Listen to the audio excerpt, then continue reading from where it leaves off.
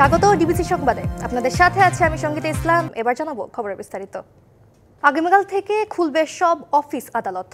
ঈদের লম্বা ছুটি শেষে কর্মস্থলে ফিরছে নগরবাসী। সকাল থেকে রেল স্টেশন ও বাস টার্মিনালে দেখা গেছে রাজধানীতে ফিরে আসাদের ভিড়।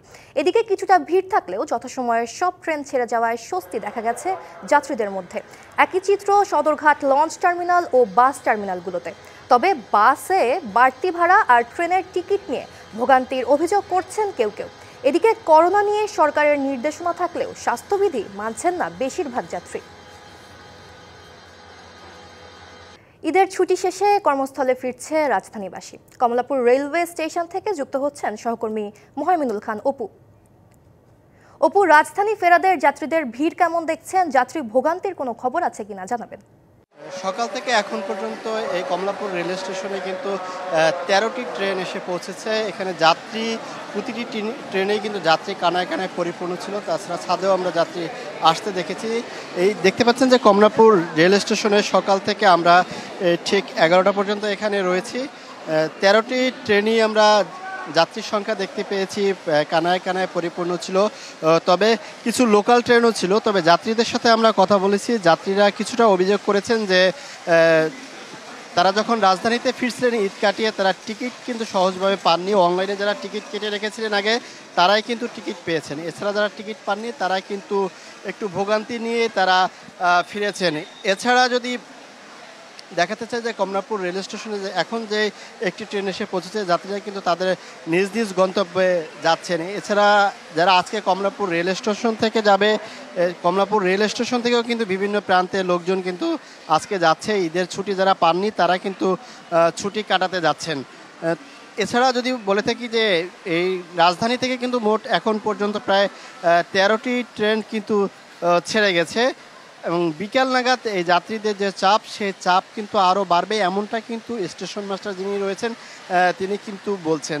তো এখন পর্যন্ত এছাড়া তো সরকার থেকে যাত্রীদের উদ্দেশ্যে রেল কর্তৃপক্ষ বলেছেন যে যেহেতু করোনা সংক্রমণ বৃদ্ধি পেয়েছে, সেই ক্ষেত্রে কিন্তু মাস্ক পরার যে বিষয়টি বলা হচ্ছে, সেক্ষেত্রে অধিকাংশ যাত্রীদের ক্ষেত্রে কিন্তু আমরা মাস্ক পরতে দেখছি না এবং রেল স্টেশনের কর্তৃপক্ষ কিন্তু এই বিষয়টি তদারকি করতে আমরা দেখিনি। অপু, ধন্যবাদ আপনাকে। ঈদের দীর্ঘ ছুটি শেষে কর্মস্থলে ফিরছে রাজধানীবাসী। বাসস্ট্যান্ডগুলোতে ফিরতি যাত্রীর চাপ বেড়েছে কয়েকগুণ। এ নিয়ে আরও খবর জানাতে রাজধানীর সায়দাবাদ বাস টার্মিনাল থেকে যুক্ত হচ্ছেন সহকর্মী মাহফুজা বৃষ্টি। যাত্রীর চাপ কেমন দেখছেন? বাড়তি ভাড়া নেওয়ার কোনো অভিযোগ আছে কিনা জানাবেন। সঙ্গীতা, আমরা জানি যে দীর্ঘ ছুটি শেষে কিন্তু রাজধানীবাসীরা তাদের কর্মস্থলে ফিরে এসছে, আস্তে আস্তে আসছে। গত 3 দিন ধরেই কিন্তু এই যাত্রীরা বিভিন্ন জায়গা থেকে তাদের গন্তব্য চলে আসছেন।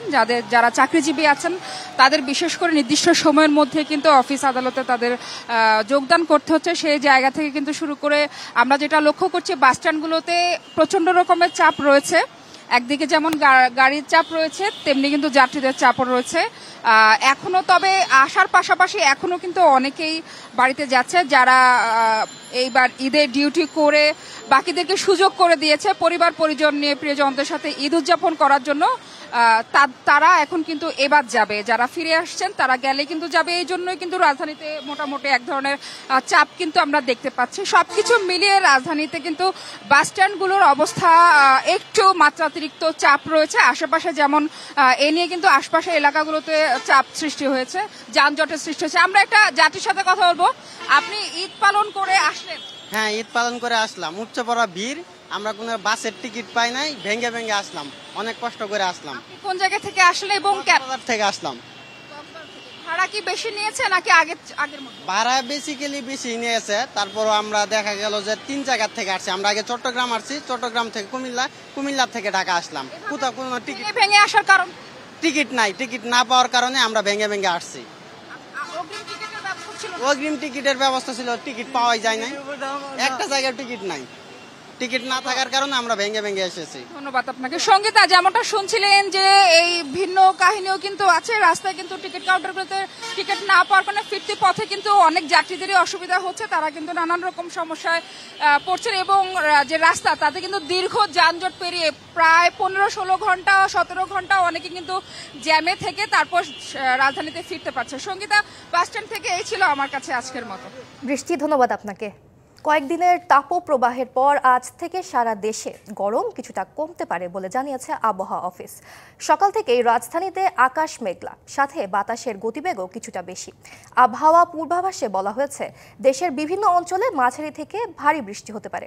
চট্টগ্রাম, ময়মনসিংহ ও সিলেট বিভাগের কিছু কিছু জায়গায় এবং রংপুর, রাজশাহী, ঢাকা, খুলনা ও বরিশাল বিভাগের দু-এক জায়গায় অস্থায়ীভাবে দমকা হাওয়া সহ হালকা থেকে মাঝারি বৃষ্টি বা বজ্রসহ বৃষ্টির আভাস দেওয়া হয়েছে। সেই সঙ্গে সারা দেশের কোথাও কোথাও মাঝারি থেকে ভারী বৃষ্টি হতে পারে।